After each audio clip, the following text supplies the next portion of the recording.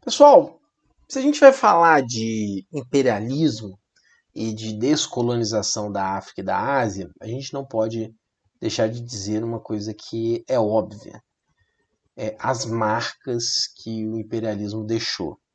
Então, em muitas sociedades, como por exemplo na sociedade africana em geral, em boa parte das nações africanas, o imperialismo deixou marcas muito pesadas. Ele desorganizou nações, ele promoveu conflitos étnicos por causa da forma como ele dividiu territórios e sociedades.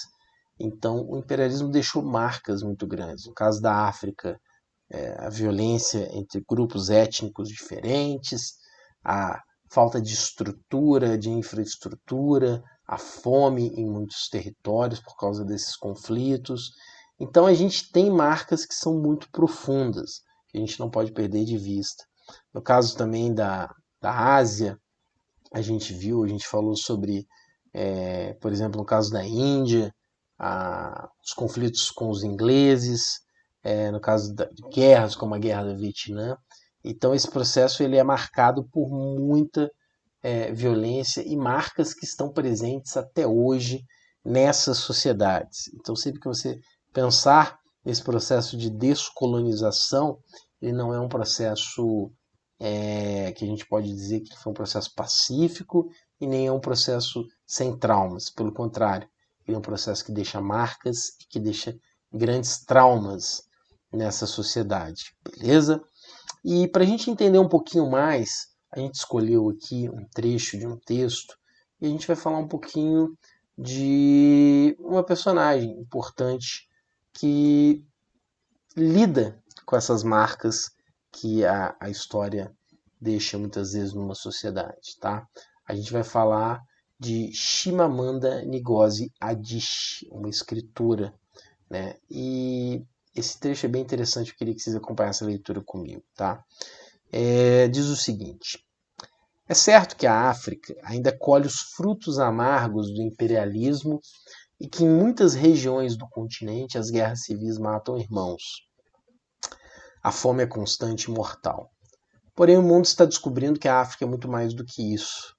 É um continente riquíssimo em sua história, em seus costumes, tradições e produções intelectuais e artísticas. E muitos são os difusores dessa riqueza. Chimamanda Ngozi Adichie, uma nigeriana, e Mia Couto, moçambicano, são exemplos de escritores que narram suas experiências africanas, da vida sob controle europeu, das guerras e das disputas políticas e do dia a dia das pessoas comuns. Leia o texto a seguir escrito por Adichie, narrando uma experiência pelo qual passou nos Estados Unidos. Então vamos entender e entrar um pouquinho aqui na vida, na mente, na vivência de uma mulher africana que vivenciou aí durante boa parte de sua vida essas contradições e esse desafio de um continente tão castigado por essa ganância humana, né, e por esses problemas. Então ela diz o seguinte: quando comecei a escrever por volta dos 7 anos, eu escrevia exatamente os tipos de história que lia. Todos os meus personagens eram brancos de olhos azuis. Eles brincavam na neve, comiam maçãs. E eles falavam muito sobre o tempo, em como era maravilhoso o sol ter aparecido, apesar do fato de eu morar na Nigéria, conta a escritora durante sua apresentação no TED, conferência realizada nos Estados Unidos, que promove a troca de experiências e ideias entre personalidades de diferentes áreas. Quando completou 19 anos, Adichie deixou a África rumo aos Estados Unidos. Depois de estudar na Universidade de Drexel, na Filadélfia, foi transferida para a Universidade de Connecticut. Fez estudos de escrita criativa na Universidade Johns Hopkins de Baltimore e mestrado de estudos africanos na Universidade de Yale. E aí ela está dizendo: a minha colega de quarto americana ficou chocada comigo. Ela perguntou onde eu tinha aprendido a falar inglês tão bem e ficou confusa quando eu disse que, por acaso, a Nigéria tinha o inglês como sua língua oficial. Ela perguntou se podia ouvir a minha música tribal, entre aspas, e consequentemente ficou muito desapontada quando eu toquei minha fita de Mariah Carey. O que me impressionou foi que ela sentiu pena de mim antes mesmo de ter me visto. Minha colega de quarto tinha uma única história sobre a África, uma única história de catástrofe. Nessa única história não havia possibilidade dos africanos serem iguais a ela, recorda, mencionando a história única como estimulador dos estereótipos. Então, pessoal, olha que interessante. O que Chimamanda está dizendo, Chimamanda Adichie está dizendo é que parte dessa história da África de sofrimento, de pobreza e de desigualdade, ela é tomada como se ela fosse a história universal da África, a única história possível. E o que a gente precisa tirar como lição dessa nossa semana de estudos, que a gente está estudando a descolonização da África, entre os nossos temas, é compreender que desse processo de construção de uma nova sociedade em várias nações africanas, a gente vai ter inúmeras experiências, dessas experiências de dor, de pobreza, mas temos inúmeras experiências ricas, né, de contribuições culturais e de possibilidades de vida diferentes daquilo que são os estereótipos. A gente já falou várias vezes sobre isso, mas sempre lembrar que o estereótipo é aquele rótulo que se cria sem uma análise. Ele está ligado a uma concepção prévia, ou seja, a um preconceito. E muitas vezes os africanos são tratados com esses estereótipos, né? Como se fossem sociedades ou relacionadas à pobreza ou relacionadas ao mundo selvagem, como se só existisse essas duas possibilidades quando a gente fala de África. Como a Chimamanda diz aí, uma história de catástrofe, né?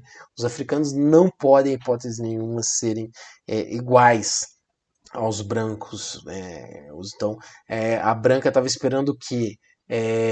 Uma música tribal, estava olhando com espanto uma nigeriana saber falar o inglês, mesmo que o inglês seja uma religião oficial na Nigéria.